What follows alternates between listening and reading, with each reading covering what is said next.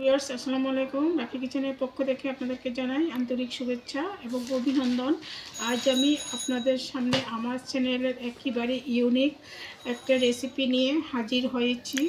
এটা হলো মসুর ডাল দিয়ে পিঠা বানিয়েছি। মসুরের ডালের পিঠা। পিঠাটা দেখতে যতটা সুন্দর, খেতেও দারুণ লাগে। আপনারা যে কোনো অনুষ্ঠান, বিয়ে বলেন, গায়ে হলুদে বলেন, যে কোনো অনুষ্ঠানে এভাবে পিঠাটাকে ফুল ফুল করে বানিয়ে যদি আপনারা টেবিল সাজান বা আপনার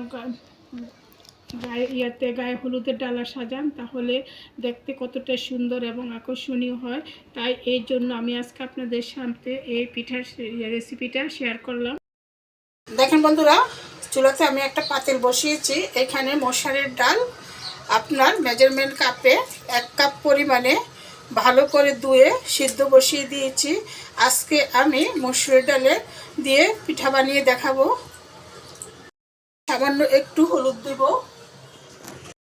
এখানে আমি একেবারেই ভুলে গেছি আপনাদেরকে দেখানোর জন্য। এখানে আমি কিছুটা মেজারমেন্ট কাপে হাফ কাপ পরিমাণে নারকেল কুড়িয়ে এখানে ব্লেন্ডার করে দিয়ে দিয়েছি। এটা দেখাতে একেবারে ভুলে গেছি, আপনারা কিছু মনে করবেন না প্লিজ। আমার ডালটা সিদ্ধ হয়ে গেছে। এই পর্যায়ে আমি একটা ডাল গুটুনি দিয়ে ডালটাকে গুটে নিচ্ছি ভালো করে। এটাকে ভালো করে ম্যাশ করে নিতে হবে।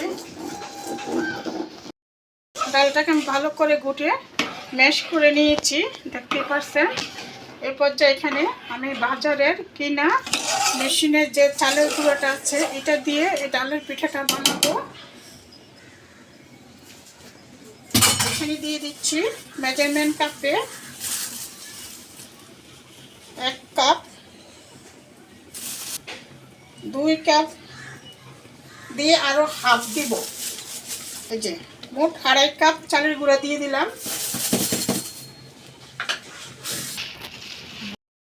কাঠির সাহায্যে চালের গুঁড়াটাকে ভালো করে দিয়ে একটা ঢাকনা দিয়ে দিব। ভালো করে এরকম মেলে দিয়ে একটা ঢাকনা দিয়ে দিচ্ছি। দেখেন বন্ধুরা, আমার আটাটা ভালো করে সিদ্ধ হয়ে গেছে। এই পর্যায়টাকে আমি একটা কাঠি দিয়ে ভালো করে নেড়ে দিচ্ছি। দেখেন বন্ধুরা, আটাটাকে ভালো করে হাতের সাহায্যে মেখে নিতে হবে। এইভাবে ভালো করে মেখে মেখে হাতের তালু দিয়ে ঘষে ঘষে আটাটাকে আপনার যত ভালো করে ময়ান করবেন, আপনার পিঠাটা তত বেশি ফুলকো হবে। আর যদি পিঠাটা ফুলকো না হলে তাহলে দেখা যায় পিঠাটা খেতে শক্ত লাগে। আর পিঠাটা যদি আপনার ফুলকো ফুলকো হয়, মুচমুচে হবে, খেতে নরম লাগবে। এই পিঠাটা খেতে খুবই দারুণ মজা হয়। আপনারা চেষ্টা করবেন কিছুটা গরম থাকা অবস্থায় এই আটাটাকে ভালো করে ময়ান করে নিতে। এই যে দেখেন বন্ধুরা, আপনারা আমার হাতটা দেখলে বুঝতে পারবেন আটাটা কীরকম গরম ছিল। দেখেন আমার হাতটা একটু লালচে লালচে হয়ে গেছে। এরকম গরম থাকা অবস্থায় এই আটাটাকে ভালো করে মেখে নেবেন। নিয়ে একটা পিঠা বানানোর মতো করে একটা ডো রেডি করে নেবেন। এরকম মিশ্রণ করে আমি 3টা ডো রেডি করে নিয়েছি। এই যে দেখেন আমার ডোটা এরকম নরম হয়েছে। আপনারা ঠিক এরকম নরম করে ডোটাকে রেডি করতে চেষ্টা করবেন। এ পর্যায়ে রেখে দিব 10 থেকে 15 মিনিটের জন্য। ফিরে আসছি 15 মিনিট পর। আমি এরকম রুটির মতো এখন ডো করে নিয়েছি। এই পর্যায়ে এখানে একটু রান্না করা রেগুলার সয়াবিন তেল লাগিয়ে দিচ্ছি। দিয়ে এটাকে হাতের সাহায্যে বা আপনারা বেলনির সাহায্য বেলে নিতে পারেন। এই যে দেখেন, এইভাবে হাতের সাহায্য চেপে চেপে এই পিঠাটা বানানো যায়। ডালের পিঠাটা মোটাটা এরকম হবে। এইভাবে একটু মোটা করে রুটিটাকে বেলে নিচ্ছি। কারণ এই পিঠাটা অনেক সময় অনেক ডিজাইন করে বানানো যায় যদি খেজুর কাটা থাকে। আমার বাসায় তো খেজুর কাটা নাই, তাই এরকম আমি একটা টুথপিক নিয়েছি। টুথপিকের সাহায্যে যাই পারি একটু ডিজাইন করে আপনাদেরকে দেখাবো। তো দেখেন আমি এরকম টুথপিক নিয়েছি। টুথপিক তো সবাই বাসায় থাকে। এই যে এইভাবে এই পিঠাটা সাধারণত আপনার অনেক সুন্দর করে ফুল করে পিঠাটা করা যায়। এটা আপনার যে কোনো অনুষ্ঠানে পিঠাটা বানিয়ে আপনারা ডালা সাজাতে পারেন। জন্মদিনেও আপনারা প্লেট সাজাতে পারেন এই পিঠাটা বানিয়ে। আমার বাসায় খেজুর কাটা নাই, খেজুর কাটা থাকলে পিঠাটা নকশাটা অনেক সুন্দর হয়। তো আমি টুথপিক দিয়ে যাই পারলাম আপনাদের সাথে একটু শেয়ার করতেছি। এই যে এখন আমি বই সেলানো যে এটাকে কি বলে বই খাতা দিয়ে এখন এই সাইডটাকে কেটে নিব। দেখেন বন্ধুরা, এই যে আমি একটা নর্মাল ফুল এঁকে নিয়েছি। এখন এটার সাহায্যে এই যে দেখেন এইভাবে একটু মাথাটা দিয়ে এটাকে একটা ডিজাইন করে নিব, যাতে আমি এটাকে শিরার মধ্যে যখনই দিব তখনই যাতে শিরাটা ভালো করে ঢুকে, না হলে এই পিঠাটা খেতে ভালো লাগে না। দেখেন বন্ধুরা, এই যে এখানে আমি আরেকটা পিঠা ফুল এঁকে নিয়েছি। এখন এই পর্যায়ে এটাকে কেটে নিব। এইভাবে আমি প্রত্যেকটা পিঠা বানিয়ে আপনাদের সাথে শেয়ার করতেছি।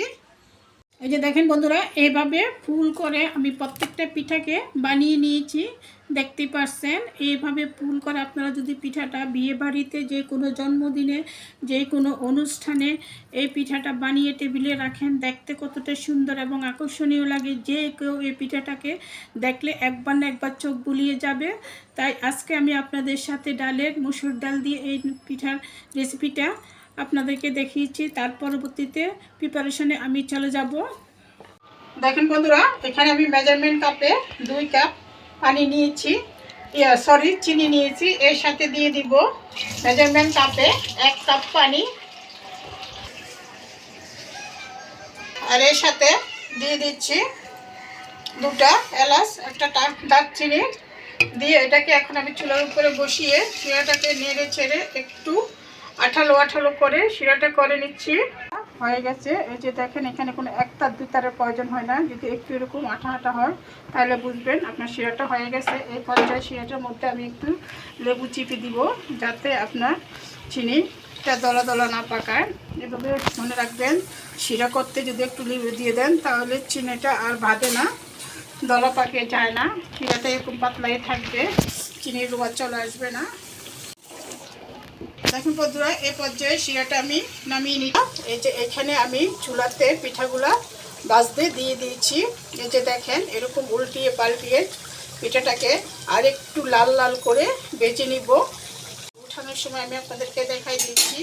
যে দেখেন বন্ধুরা, আমার পিঠাটা কালারটা চলে আসছে। এই পর্যায়ে এটাকে আমি তেল থেকে উঠিয়ে শিরাতে দিয়ে দিব।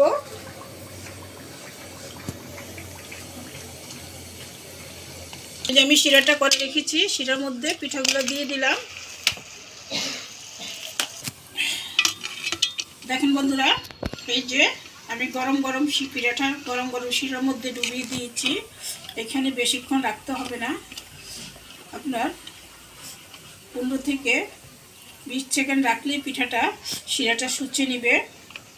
এই যে দেখতেই পাচ্ছেন, পিঠাই আমি এইরকম কালার করে ভেজে ভেজে প্রতিটা পিঠা এরকম শিরার মধ্যে দিয়ে আপনাদেরকে দেখাচ্ছি। গোলাপ পিঠা ভেজে আমি শিরার মধ্যে দিয়ে এভাবে উঠিয়ে নিয়েছি। দেখতেই পাচ্ছেন আমার ডালের পিঠার কালারটা কতটা সুন্দর হয়েছে এবং একেবারেই মুচমুচে হয়েছে। এই পিঠাটা খেতে দারুণ লাগে। এইভাবে পিঠাটা বানিয়ে আপনি একটা এয়ারটাইট কন্টেনার করে রেখে দিলে শীতের দিনে 1 সপ্তাহ পর্যন্ত ফ্রিজ ছাড়াই টেবিল উপরে সংরক্ষণ করে খেতে পারবেন। আর এইভাবে পিঠাটা ফুল করে বানিয়ে যে কোনো অনুষ্ঠানে আপনারা যদি প্লেটটা সাজান, দেখতে অসাধারণ লাগে। যে কোনো বিয়েতে বা যে কোনো অনুষ্ঠানে এইভাবে পিঠাটা বানিয়ে আপনারা যদি গায়ে হলুদে যে কোনো কিছুতে মানে অনুষ্ঠানের জন্য পিঠার ডালাটা সাজান, দেখতে দারুণ লাগবে। যে কেউ একবার হলো পিঠাটার দিকে তাকাবে। আর দেখেন বন্ধুরা, আর আমি এই যে পিঠাটার কিছু অংশ এইভাবে হালকা ভেজে রেখে দিয়েছি। এটাকে আমি একটা এয়ারটাইট কন্টেনারে করে ডিপ ফ্রিজে সংরক্ষণ করে রেখে দিব। এইটা এইভাবে আপনারা হালকা ভেজে ডিপ ফ্রিজে সংরক্ষণ করে প্রায় 2-3 মাস পর্যন্ত রেখে দিতে পারেন। পরে আবার ডিপ ফ্রিজ থেকে নামিয়ে আপনারা পিঠাটা একটু ভেজে চিনি শিরায় দিলে আপনার পিঠাটা খাওয়ার মতো উপযুক্ত হয়ে যাবে। তাই আজকে আমি আপনাদেরকে পিঠাটা কিভাবে সংরক্ষণ করে রাখা যায় তাও দেখিয়ে দিয়েছি।